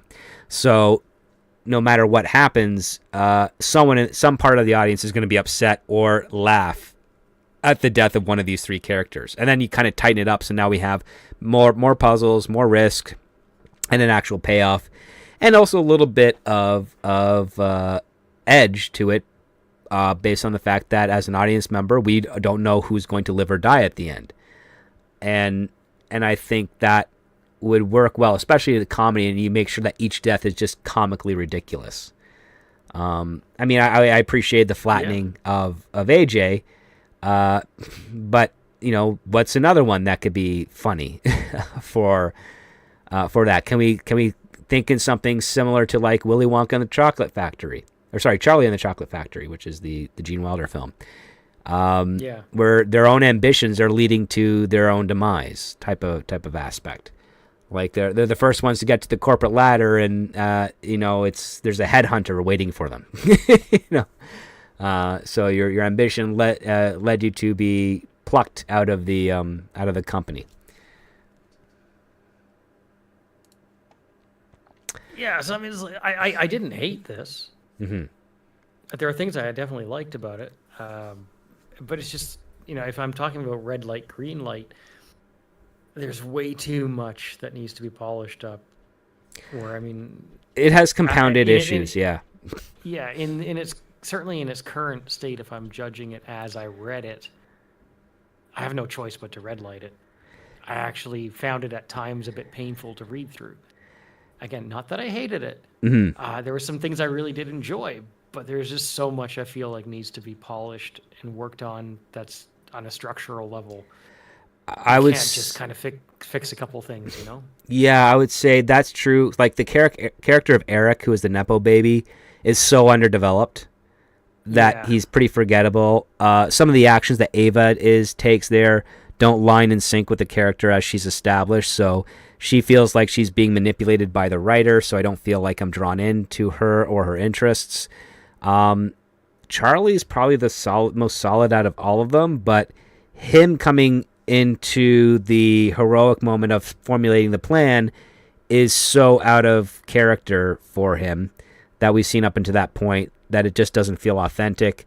So, like, with all these things kind of stacking up, I too would have to be on your side. I'd have to give this a pass, a reluctant pass, just because these, plot-wise, structurally, fine. Could be better to bring in the digital nomads a lot earlier, establish more lore, fun lore with the island or the company as a whole that can be explained by the existence of the digital nomads. So it becomes a payoff as opposed to a surprise, like just on its face it's a surprise. Because right now the setup is that for the digital nomads is that Charlie's dad left his family when he was a kid. And then the payoff is, oh, he's been living on this island because he got super close to the dream job he wanted, but failed. And now here's his son getting super close to the dream job that he wanted, but has also failed. Is he going to repeat what his dad did, or is he going to try and fight for, a position at the company? So, yeah, it's it's a little weak in that regards. Checking in with the people listening live, we put out a poll based on our talk. Would you greenlight this script? We got a few votes in, and 100% of them voted no. So they would not greenlight this either. They would pass. And checking in over at the Patreon, same poll, and the Patreon members over there voted, and they voted 100% to pass on this as well. So despite some of the positives that are in this script, I think it's fair to say that they connected with a lot of our issues that we had. Sadly, no comments to elaborate on that, which, again, if you are a Patreon member and you have checked out the script that we'll be reviewing and you have voted on it, please feel free to leave a comment onto why you voted the way you did so we can talk about it on the show. We will not scrutinize your vote if it is different than ours, because we're looking for those extra perspectives in case there's something we missed that would make us either like the script or something we missed that would make us realize it wasn't all great to begin with. That's what makes shows like this fun. And we like being able to hear what you guys out there say about the stuff that we're reviewing. And, this can also help the writers if they decide to stumble upon our little show here and hear us talking about their scripts and getting further insights in the writing that they will not get from their friends or their colleagues or even the studios when it comes to circulating these around the industry. So always great if you guys out there can participate, and if you can't, it's not a problem. But it looks like we have a sweep, so to speak, of passing for onboarding by Jackson Kellard. So I think there's still potential here in the future for a rewrite. Wouldn't have to be too extensive, but would go a long way to help getting this in a bit more ship shape, because while it did make the blacklist, it was towards the bottom of the blacklist, 63 out of, I think, 74 scripts, 10 votes, which is not too bad, but not fantastic. I agree with that sentiment. I wouldn't abandon it if I was the writer. Right. But it needs more time. For example, spell there correctly on the second last page, please. I don't know how many times you look over the script and not see that. You need to see it. Fix it. Yeah, I'm looking. I'm just skimming through it right now. It's like, oh. He also spelt overdue D-O as opposed to D-U-E. Yeah, that's weird. There's a couple spelling mistakes. Yeah. That can happen. Yeah. The other part too is even if you spell one of the three correct theirs, if you don't put it in the right grammatical sense, most writing software will not pick up that it's wrong. Yeah, it's tricky. You can't lean on it. Yes, there's they are possessive, and there as in over there. Yeah. Okay. All right. Well, with the voting stuff done and the determination is there, any final thoughts, CC, before we call it a show? No, I think we've covered it pretty well. Again, like I said, I wouldn't abandon the project. There's just it does need needs work. Okay. So thanks for having me back. I'm always glad to be here. I always have fun being here. Oh yeah, happy to have you here. Even when I'm like, how are we going to talk about this for 2 hours? Which was kind of my when I went into the show today. I was like, how are we going to talk about this for 2 hours? But we did. I always find a way. Yeah, but the thing is, like, there's some good learning points here. So, for instance, again, like as we discussed, lean into what your characters are. If you have a good gimmick, really explore its potential for it. Don't abandon it. And yeah, just I mean, one of the things. I mean, this again. If the movie was made as it is, if the script was made into the movie as it was, I think it'd be okay. But I mean, for a comedy, you really want it to kind of make a wave, and that's a hard thing to do because again, comedy is broadly subjective. Excuse me. Trying to stop these coughs here. And it's also really hard to convey humor just through text alone because sometimes there are some jokes there that you can write them out and that performatively they would hit hard. But when you read them, there's that disconnect because there's certain energy or certain maneuvers that your body would make that don't translate exactly. So yeah, it makes it tricky here. In this case here, the dialogue is primarily all the comedy is primarily all dialogue. Like, there's no, aside from AJ getting crushed, there's no real visual gags in this script. Nah, but it could be delivered that way by a talented actor, particularly with a character like Jonathan or Hank, for that matter. A good actor could bring that to life in ways that the script does not present. Exactly, and the one thing I would point out here is like Hank and Jonathan and maybe Karen are probably the only real juicy characters that you could get some fairly named actors to do. Like, I think Catherine Zeta-Jones would be a good Karen. I can see that. And yeah, like, so there are things out there, so a cast would help this as well. But one of the things you definitely don't want as a writer is you don't want to rely on your cast to elevate what you have on the page. You want your stuff on the page to be so good that when your cast comes in there to elevate it, it just takes it to that whole new level that you weren't expecting. That's a hard trick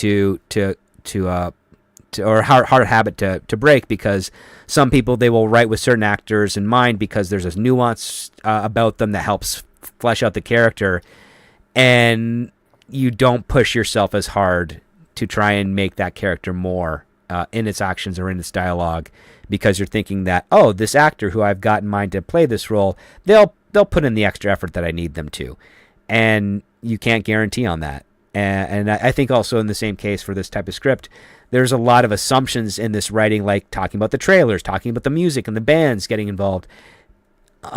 Those are nice, but it's showing. It also conveys a level of arrogance that you don't really want to have on your page. Like, it's you can be more confident in the writing by not talking about those things than by pointing them out. It's like, oh, this is a trailer shot. This is the money shot. This is the shot where the crowd and audience cheers. You're making an assumption without proving that it's a possibility. So yeah, that's those are my final thoughts there. Always happy to have you here, CC. I know that with your travels around, it makes being able to jump onto a stream a little tricky here and there. But when you are free, always happy to have you, just as we are with any co-host that's able to swing on by and get your thoughts on the interesting scripts that are circulating around the industry. Yeah, thank you again for having me.